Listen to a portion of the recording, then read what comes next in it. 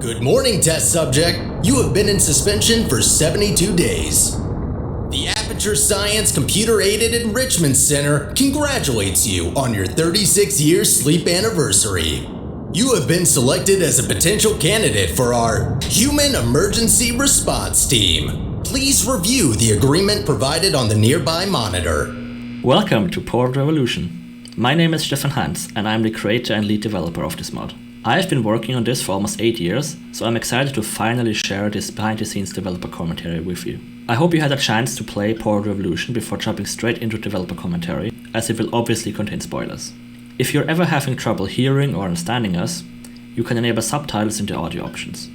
Now sit back, have fun, and thank you for playing my first game, Portal Revolution. Starting a Portal 2 mod can be quite challenging. We want it to be unique, but also not too out there so that players wouldn't recognize it as Portal.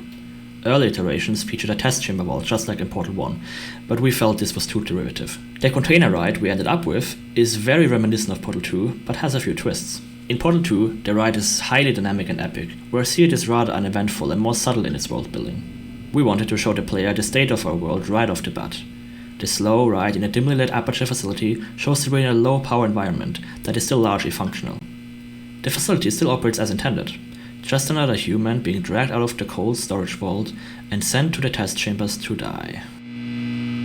Press the button to accept the terms.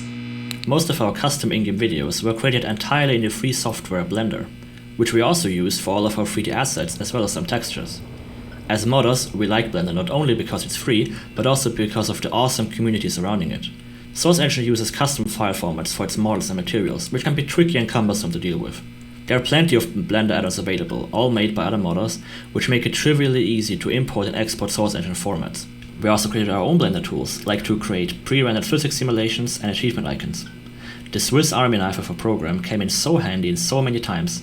Thank you, Blender Foundation, you're awesome.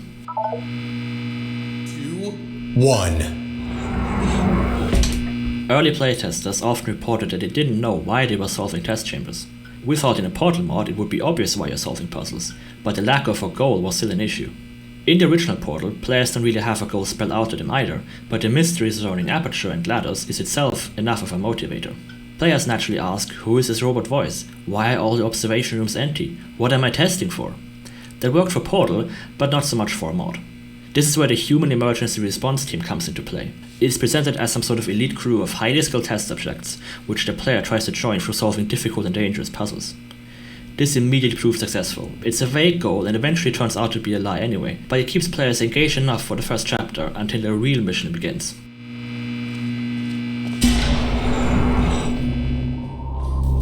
Earlier versions of the mod would have the player wander through average modern test chambers until they finally got the first impressive vista in the Overgrown chapter. First impressions matter, so I added this big and open vista right at the beginning. It also serves as another reminder of the facility's dead state, and it's a nice breath of fresh air after the small and stuffy motel room. One of the greatest game-changing moments we experienced during development happened when we received the source code for Portal 2 from Valve in 2020. Modding Portal 2 without source code is very limiting. The engine still lets you do a lot of stuff, but you can only go so far. Getting the source code was a long-winded process. There is no clear-cut strategy documented anywhere. It took us over a year of constant back and forth until we finally got it. Despite how long it took, we're still incredibly thankful to Valve. Getting the source code turned the mod on its head and opened up countless new possibilities. We'll go into more detail throughout the mod, but up front I can say that this mod wouldn't be the same if we had to use the standard Portal 2 engine. This will come up again and again, so I want to clear up the organizational structure of Stratosaurus to clear up any confusion. 2 other modders and I originally got source code for Portal 2, CSGO, and a bunch of other Valve games back in 2020 to develop a mod called Portal 2 Community Edition, which is still in development and intended to be an improved base for Portal 2 mods. I worked on Revolution and P2C side by side, intending to use the P2C engine for my own Revolution mod. Later we were joined by Momentum Mod and founded what is now known as Stratosaurus, a shared engine branch used by P2C, Momentum and Revolution. We all use the same engine and can share features, but also all make our own custom tweaks to each game. Collaboration is at the heart of Strata and allows smaller mods like Revolution, which don't have a lot of programmers on its team, to inherit features shared by other mods. For example, our DirectX 11 port and some graphical features like Paradox threaded cube maps originated largely in Momentum and have been added to the base engine so we can benefit from all that work as well. Other features like improved level loading speed have been contributed by P2C developers. And some of the features we added to Revolution are now also available in P2C and Momentum. So if you're ever confused about what Strata and P2C are, it's just a shared code base that allows modders to share a common engine.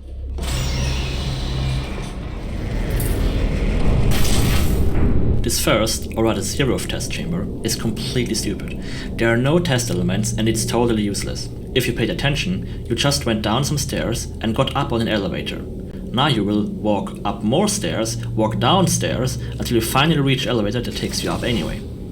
Tons of up and down, none of it has any purpose. Players asked why this room is here, probably expecting some exciting reason, but reality is often disappointing.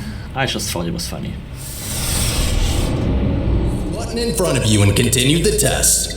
The Brain Damage Analysis Survey was originally added as a sort of parody to older Portal 1 mods that reteach trivial mechanics like walking and pressing buttons. Well, it turns out that training wasn't trivial. On more than one occasion did I see playtesters attempt to use the left mouse button to push buttons in the game. Controls aren't universal in games, so this button was added to reintroduce players to the basics. Later we added another button, much earlier, to sign the long Aperture contract, but we still kept this room around. I wrote a much longer piece of nagging dialogue for when the player refuses to press the button. It was used as a demo script for voice actor auditions. We auditioned close to 100 people for both roles. We found the voice for Sterling very quickly. When I heard Will's audition, I just knew he was the right one. He didn't just sound like a regular boring person like me, his voice is expressive with so much character. The role of Connolly took much longer to fill. Most of the 100 auditions went towards the female character, but I will save that story for when we meet her. Hi, this is Will Neal. I'm the voice actor for Sterling. Very excited to be here today in my booth. To give you a little bit of backstory, I joined Revolution back in 2021, I think. I auditioned for a character that at the time was named Pete. I saw Stefan's pitch for the project and I loved it. It was just very clear from my first conversations with the team that they knew what they were doing. They had the drive and the skill to actually bring this thing to life. And better yet, they really understood this franchise. They understood Portal on such a deep, fundamental level that I was confident they could make something that didn't feel like an imitation, but felt like it could be a part of this world. And I think that totally turned out to be true. So now, I, along with Sarah, get to talk to you about the voice acting side of things and discuss this very manic little guy. Isn't it exciting? We expect players to have completed the 2 base games, but still decided to add some basic training at the very beginning. Portal 2 is already over 10 years old by now, so it's safe to assume that many players will be a bit rusty in the beginning. We kept these basic introductions as short and fast as possible so experienced players aren't held up too much, while new players have some time to re-familiarize themselves with the mechanics. Hello, my name is Jared Pula, and I created music for Portal Revolution. This is one of the first few chambers I did music for, and this specific track became a leitmotif referenced in a few later tracks, most notably the final chamber of Chapter 1, which features a variation of this exact track, and the final boss music. The design of this Portal Gun room is similar to the one in the original Portal, but in addition, it includes all of the training done in the subsequent chamber. Players need to use the orange portal as an exit and as an entrance at least 2 times, which helps to break players' habits of treating the static orange portal as only an exit. We wanted to redo all these basic trainings for reasons explained before, but subtly introduced it in the same space to not drag it out. Hi there, my name is Dustin Oakley. I was one of the mappers for Portal Revolution, and I joined the project back in 2020. This vista was added to include more visual interest to the beginning of the game. For this particularly grand section with the open-styled elevator shaft, I added a vac tube that partially wraps around the departure elevator. So even though the facility is dead, it still feels like that Aperture players love, with all its inefficiencies. During extreme wind and weather conditions. In the rare case that So this wind and whole weather conditions introduction appear to be segment ordinary, is technically please stay our idle in the introduction to entrance foyer Sterling, until the desired kind of. conditions are met. He's like Santa Claus right now. We can't see him, but he is watching us and judging us critically. I also want to mention the announcer voice. This is not me pretending to be an announcer. This is me pretending to be Sterling, pretending to be an announcer.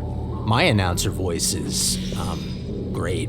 It's very refined and subtle. This is what Sterling thinks an announcer is supposed to sound like. It's a little bombastic, but you know what?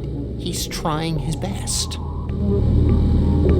This chamber is designed to resemble Chamber 9 from the original Portal, which we call the Impossible Chamber. While the layout is largely identical, the iconic hole above the fizzler is missing. As a consequence, players need to find an alternative solution and have to learn that pre-placed portals do not get destroyed when they walk through a fizzler. This solution in fact already works in the original chamber. We like putting new twists on concept from the base game. It's an effective way to get players to think about familiar mechanics in a new way and helps them to think outside the box. It also neatly summarizes Portal Revolution's general design philosophy. It's familiar, but slightly different, and lets you realize things about the base game that have been there all along. Detailing the large sections of Aperture's behind-the-scenes vistas takes a lot of time, and more often than not, making completely unique and original details isn't worth the effort. So in order to speed up the development process and save our sanity, we created decoration instances, which are little submaps you can copy and paste around your map to help speed up these repetitive detailing tasks. Sometimes the same instance could be used multiple times next to each other, and simply rotating it to show a different side helped make that less obvious. Portal 1 and 2 both start by giving the player a blue-only portal gun. It's only ever used as an introduction, and the puzzles never become difficult. We call these monoportal puzzles. Other mods, like Blue Portals, already explored monoportals, but no major Portal 2 mod ever did. We saw and took this opportunity to spend a lot more time with monoportals. The main difference with them, besides the inability to remove the orange portal, is that the orange portal never gets destroyed when you walk through a fizzler. This makes fizzlers way more interesting and powerful, since it now acts as only a partial boundary. We needed to teach and reinforce this behavior as early as possible, which is what this map is built to do. Last place on the leaderboard. This line about a timed chamber is a nod to the speedrunning community. Portal speedruns are crazy and fascinating, turning the game into a puzzle on top of the actual puzzles. The line at the end reveals that you're the first human to run through Sterling's testing track, integrating subtle exposition into a speedrunning community tribute. Specific exercise. This surface is totally just a red herring. We usually don't like putting these in the chambers, as they're rather inelegant method of adding difficulty to a puzzle, but just make it more confusing. However, since this chamber is rather small, it was surprisingly effective. Players would line up the laser to pass straight through the wall, feel smart, and then dumb again as their portal gets fizzled. In a larger puzzle with more moving parts, something like this could be really frustrating, but we found this one to be more on the comedic side. It also further reinforces that players need to think outside of the box. Portal 2 features the iconic blue fizzlers, but also red laser death fields. These look visually very different from fizzlers and have completely different properties. Laser death fields have no effect on cubes or portal projectiles and only kill the player. The mapping community has invented their own red fizzler variant, which we call the Death Fizzler. It combines the properties of both fields, destroying physics objects, blocking portals, and also killing the player. The visual look we have in Portal Revolution conveys this idea pretty clearly. However, another popular Portal 2 mod took the visual design of Death Fizzlers and applied it to their laser death fields. There it looks like a fizzler, but doesn't behave like one at all, and has confused mod players ever since. We designed this chamber to show players that our Death Fizzler behaves properly. I think This might have been the first chamber where I did some dynamic music stuff. The laser catcher, and main track are the same BPM and will all sync up if they're all playing at once. I wanted the laser catchers to sound like random machines that just so happen to be kind of melodic. Like when you notice a washing machine or a radiator kind of has a nice beat as it's doing its thing. The repetitive beeping noise is to instill the idea that they are just machines trying to carry out their designated function.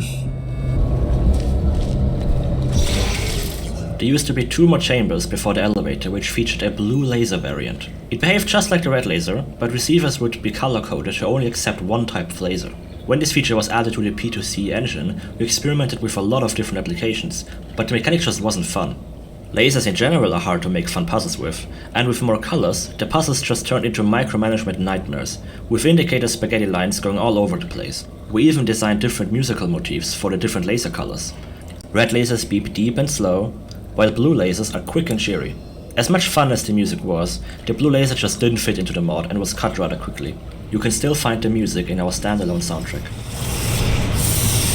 And whether or not weighted storage... This isn't really critical information here. I would just like to point out that I read this line about weighted storage cubes so many times. It is forever ingrained in my head and occasionally haunts my dreams. I like to think that I got it right on the first take and Stefan just wanted to torture me that day. And the worst part about it is I still don't know what the line means. The Source engine loads all level data into memory at once and requires loading screens to transition to the next level. So a question you will eventually have to answer is when to place a loading screen.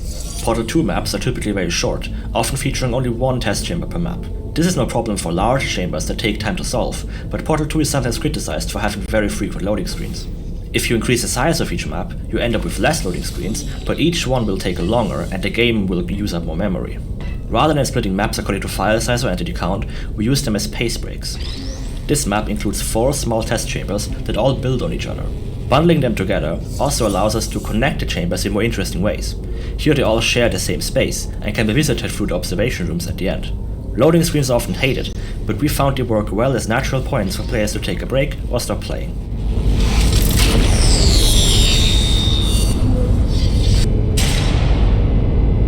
In Portal 2, there is a central config file that lists all the data displayed on every chamber sign in the game. This offers developers a good overview of all the chamber signs, but it comes with the limitation that every map can only have 1 sign. In Portal Revolution, we wanted to put multiple chambers into a map.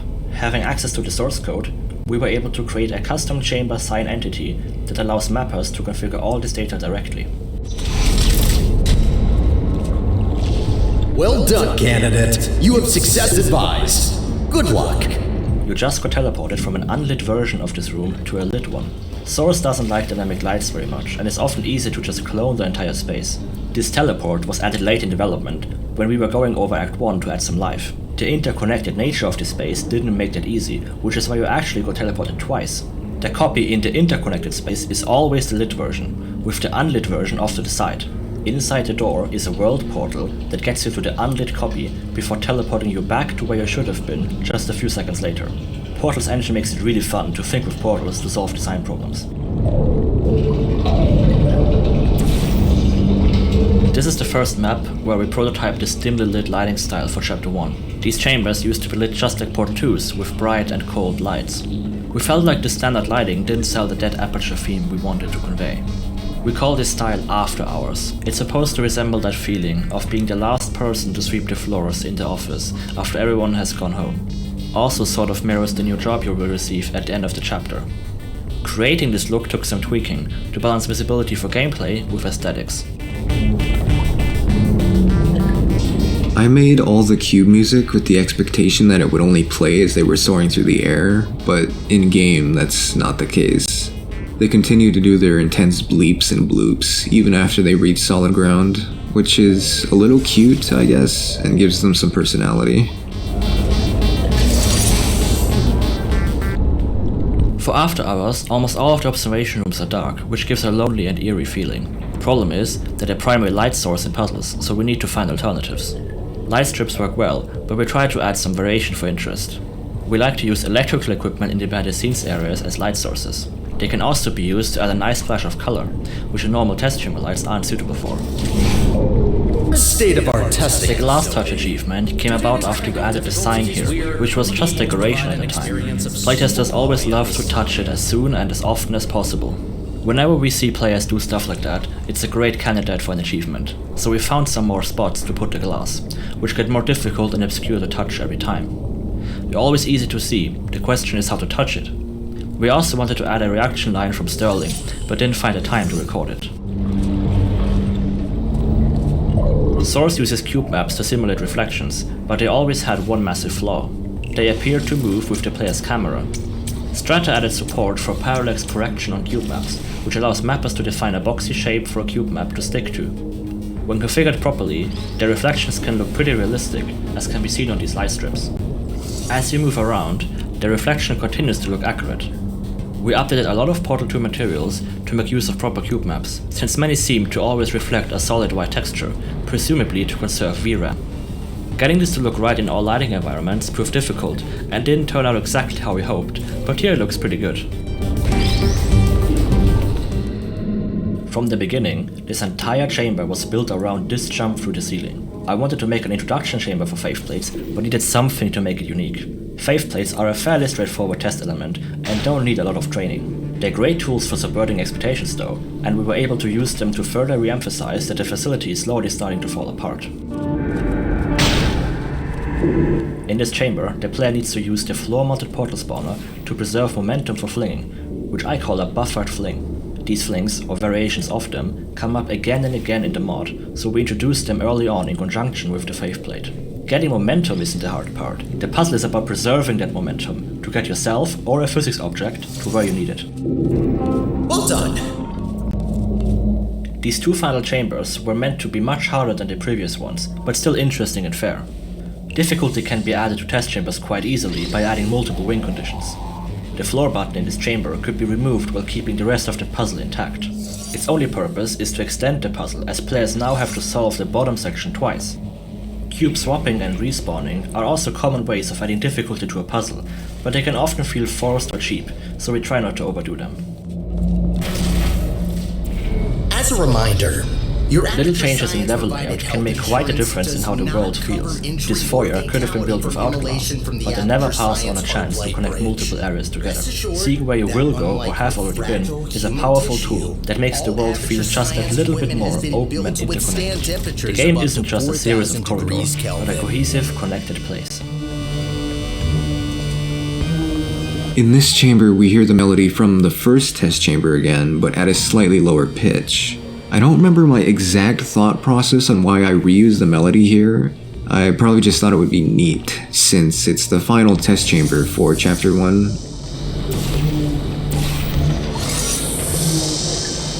Source Engine doesn't really have proper dynamic lighting. Most lighting is pre-baked into light maps and cannot change while you play. However, Source does let you make multiple light map pages by using named lights.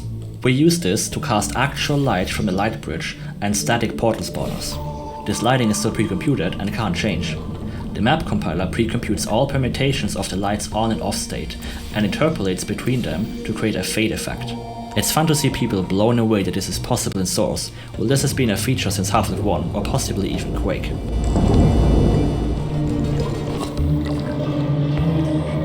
This is one of my favorite puzzles. Laser blocking isn't often used in maps, but it's a really interesting interaction. The laser can be blocked from either side of the glass. When we design chambers, we try to get consistent stuck spots. A step in a puzzle where all players have to think for a bit. Getting 100% success on a stuck spot is pretty much impossible, but this chamber has been very consistent throughout playtesting. This fake chamber doesn't even really try to look real, but a lot of players don't seem to see the trap coming, which we see as a success. The panel opening animation is inspired by early Portal 2 E3 pre-release videos. We went through the clip frame by frame to match the animation and environment as closely as it made sense. I'm sorry for the surprise. Current testing protocol demands I follow me. Okay, now here's our official introduction to Sterling. Hi, We did a lot of takes of this segment, not just because we had to introduce his character, but also we had to tease the stakes without giving some giant info dump on the players, which took a while to balance out, especially as the story was changing over time. I think this is actually the first piece of animation I ever saw from Stefan putting my voice to the character, which was super cool. As long as I was on it, it was always the plan to fly through the wall and land in this little surprise party that he's throwing for you, which is adorable. I mean, he put up a little banner for you. He hangs decorations better than I do. And I have hands. Sterling's introduction has changed a lot over time. We always knew we would add a surprise, but the gameplay here has been adjusted a lot.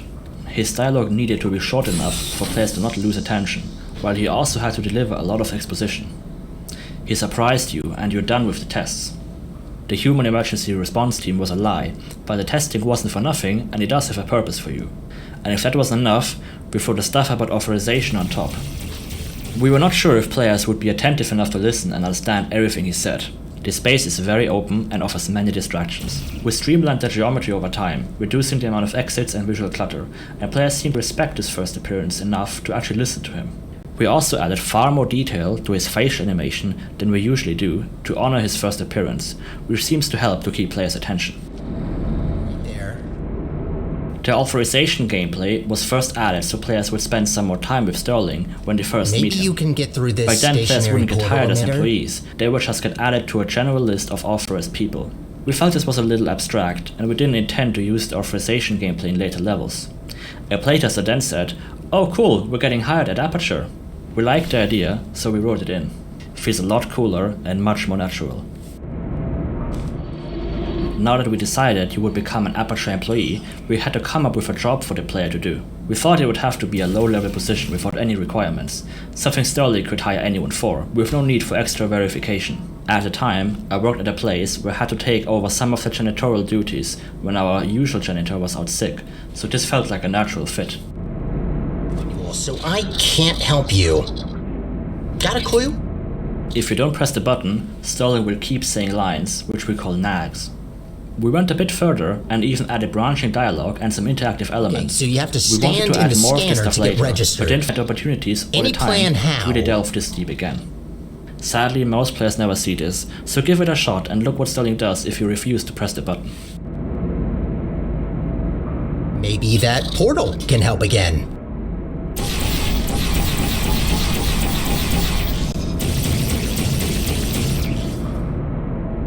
Are you absolutely sure that door right there doesn't open? Okay, now we know. Was worth a shot.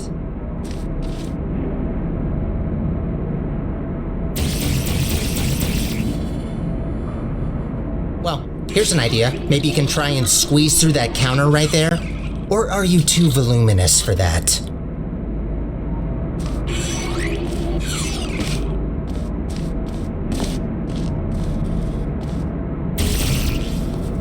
Already tried sprinting? I'm running out of ideas here, honestly.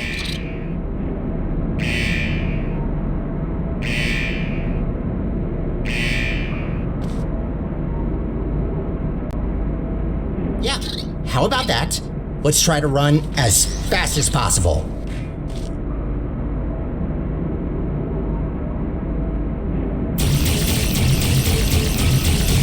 Go on. You know how running works, don't you?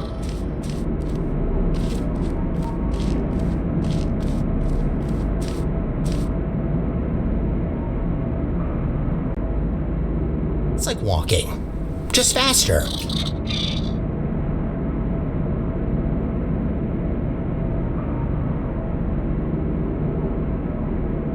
All right, do you need time to prepare and do some stretches?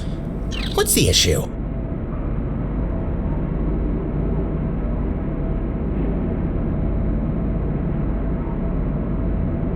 I can do a countdown for you. All right, 3, 2, 1, go.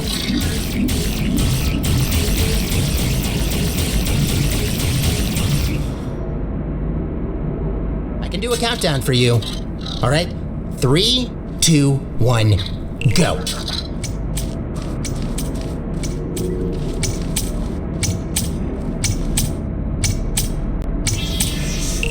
Good idea. I think that did the trick. Good. I can now register you as our During new playtests, janitor. one of the main questions Welcome we to got was Aperture. about the name of You can Sterling. call me Sterling. It was never I'm the revealed at the facilities time. manager and While we your didn't new think it was that supervisor. important, we wanted to find a natural way for him to tell his name. The robots in Aperture never say each other's name. Okay, we Lana have no just calls time to Wheatley lose. Moron, Right this and Wheatley way. just calls her. We only ever hear Wheatley say his own name once in the game. Tiny little Wheatley did this. At the same time, we thought about making Sterling the head janitor and your boss. He could then formally introduce himself as your new boss, where it felt natural Wait, for him to you, mention his name. Can't go that way. Find a way around. During an internship, I Well visited a little done. data center where I Not saw a everyone huge gets pile this of hard drives position, next to you a know. dedicated hard You drive should shredder. be proud. I mean, yeah, it makes sense, but I still found it pretty funny. Same day, I asked my modeler if he could make it, and here it is.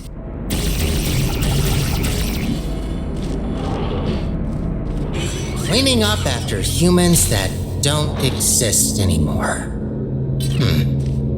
All right then, up we go.